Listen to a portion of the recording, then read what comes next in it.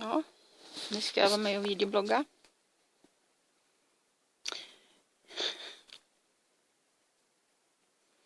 Här är min katt. Den söta fina gråna.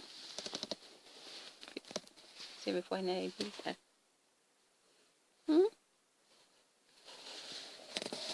Vi ligger här mitt i natten och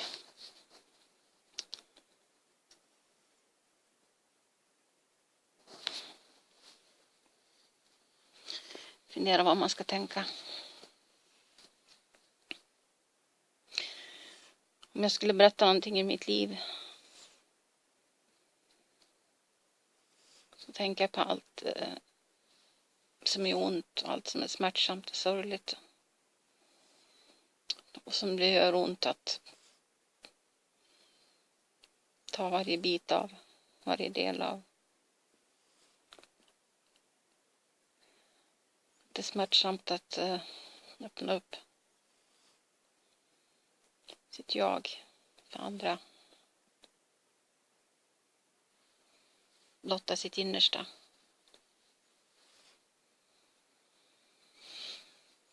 Det är jobbigt. Ibland kanske det är nödvändigt. Jag brukar tänka att jag skulle skriva en bok om mitt liv eller det jag gått igenom och så. Sen kommer jag aldrig till den startpunkten att det blir någonting. Och så tänker jag att man kanske lika gärna kan blogga om allting.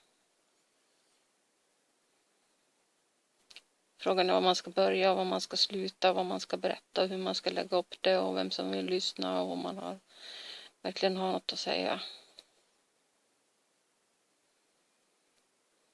Det är som gör ont och det som är smärtsamt.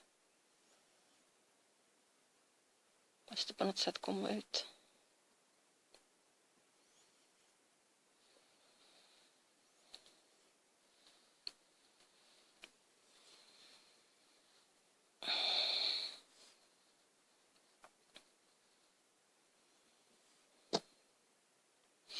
Det kan inte vara så roligt att ligga och titta på mig här när jag inte säger något. Så tack och hej. Leverpastej.